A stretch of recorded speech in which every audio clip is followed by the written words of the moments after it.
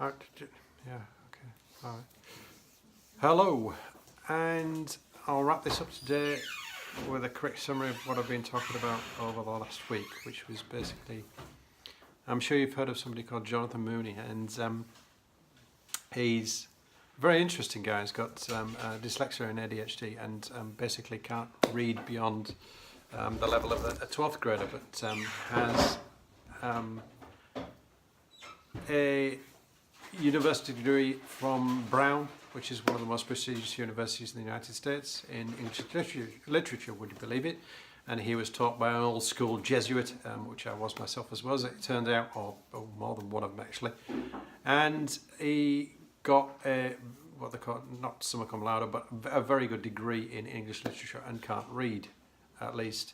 That would be one of the things that he's talking about when he's talking about fixing people. Now, why in God's name do we want to fix people to get them to do the basics in general categories that really they don't need anymore?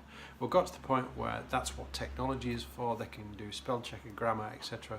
They can take care of that. It's more important that actually you're creative, you specialise, and you find your talents and actually work towards those, and that's going to be something that will give you a income later in your life.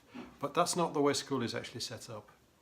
So I suppose the thing to wrap this all up is he says that the environment should be changed to include all the people that are out there that have disabilities, and I agree with him. I agree that also that there's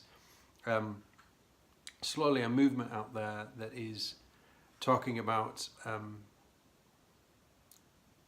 basically normality, for what people call normal, doesn't exist. And we know this just by the simple fact that if you look at the DSM manual, it's getting thicker and thicker and thicker, where they call it just naming and creating disorders.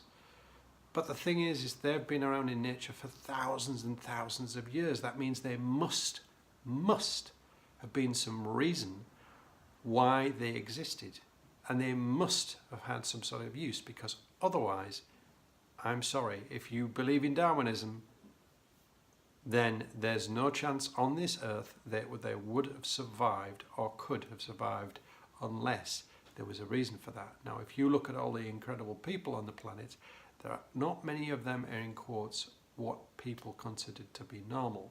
Certainly people like Van Gogh, Einstein, Richard Branson, anybody. Do you consider them to be normal, or do we consider them to be normal as it stands now? I don't think so. We don't. We think they're something special, something different, and they are, literally. So if you look at, like the people I've just been talking about, so Einstein, Van Gogh, means people like Da Vinci was probably more than likely, by the look of it, from his behaviour and the way he talked and spoke and what he wrote, and also his notebooks, etc. That's certainly a sign of a very ADHD-like, you know, hopping from subject to subject to subject, never finishing anything, procrastinating for long periods of time. That's very ADHD-like behaviour. Now, that means that basically those people, these people changed the world. They were the ones that changed the world. So if that's the case, we are now naming on, putting those people into prisons, would you believe it? Because they're not getting the help that they need to survive in our society, that they're not getting the support that we need, because we don't include these people in environments that make them thrive. And that the odd thing is the specialisation within our society at the moment, it's becoming more and more and more important.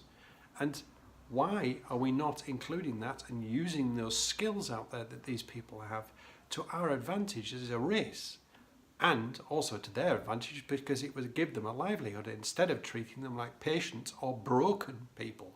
I know we certainly don't see ourselves like that, but that's the way we get treated, as if we are broken, which is totally ridiculous. Just because we can't sit down in a classroom, that's absolutely fucking stupid. But that is often what happens. I realise that the intention is good, the result is crap. So goals in that respect, they don't work. And you've heard me talk about this. I don't believe in goals. It's standards that count. In fact, it's environments that count. So somebody who has a wheelchair, that's not a problem as long as there's ramps to get into the building and it's wheelchair friendly. Well, it's no different with school, but the thing is school isn't actually what we need anymore, because AI is going to replace, or AI and robots are going to replace all the jobs that humans, in quotes, the grunt work, are going to be replaced in the next few years. Or it might take 30, 40, 50 years, but that's going to be the end of it. So what their use are then the generalists. Everybody needs to specialise. And school is not doing that, and it's certainly not helping. I'm hoping to God that Peter Diamandis, with his X Prizes, is going to change the world in that respect. Because otherwise, we are going to run into a real problem. And I think that people with ADHD can be part of the solution. And that means that we can use our creativity to create the environments, or build them if they're not there, so that we can thrive. And I think that can apply to everybody.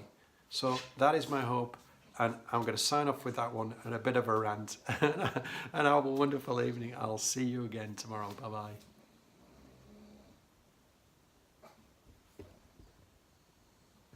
Well, get this right.